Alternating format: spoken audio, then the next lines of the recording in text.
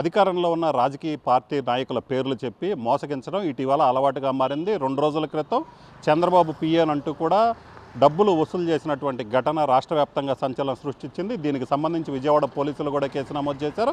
అయితే ఈ ఘటన మర్చిపోకముందే గుంటూరు వెస్ట్ ఎమ్మెల్యే గల్లా మాధవ్ పేరు చెప్పి ఉద్యోగం ఇప్పిస్తానంటూ ఘరానా మోసానికి పాల్పడ్డాడు ఒక రౌడీ షీటర్. భాగ్యనగర్కి చెందినటువంటి రౌడీ షీటర్ మాలకొండయ్య ఉద్యోగం ఇప్పిస్తాను, తాను ఎమ్మెల్యే గల్లా మాధవి అనుచరుణ్ణి, తాను ఏదైనా చేయించగలంటూ కూడా అదే ప్రాంతానికి చెందినటువంటి ఆరిఫ్ అనే యువకుడిని నమ్మించారు. వాళ్ళ కుటుంబ సభ్యులు కూడా నమ్మించారు. సో ఈ నేపథ్యంలోనే తనకు ఉద్యోగం ఇప్పించాలని కోరటంతో 18 లక్షల రూపాయలు ఇచ్చినట్లయితే తాను ఉద్యోగం ఇప్పిస్తానని చెప్పడం జరిగింది.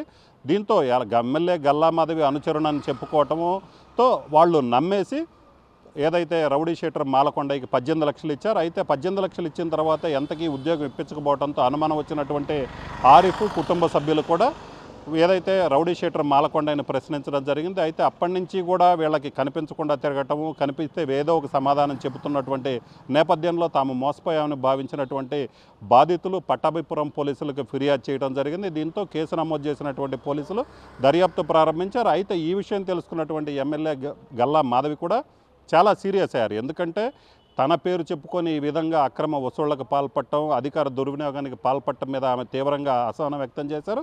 దీంతోపాటు పట్టాపురం పోలీసులకు క్లియర్గా డైరెక్షన్ ఇచ్చారు.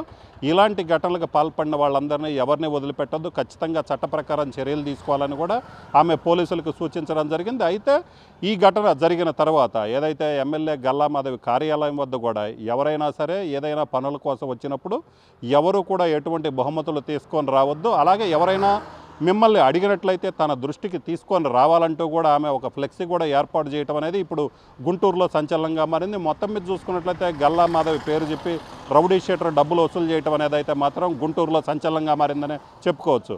కెమెరామెన్ సిద్ధుతో రామారావు, RTV, గుంటూరు జిల్లా. మరిన్ని వీడియోస్ కోసం ఛానల్ ని సబ్స్క్రైబ్ చేయండి. లేటెస్ట్ అప్డేట్స్ కోసం వాట్సాప్ ఛానల్ ని ఫాలో అవ్వండి. ఆ లింక్ డిస్క్రిప్షన్ లో ఉంది.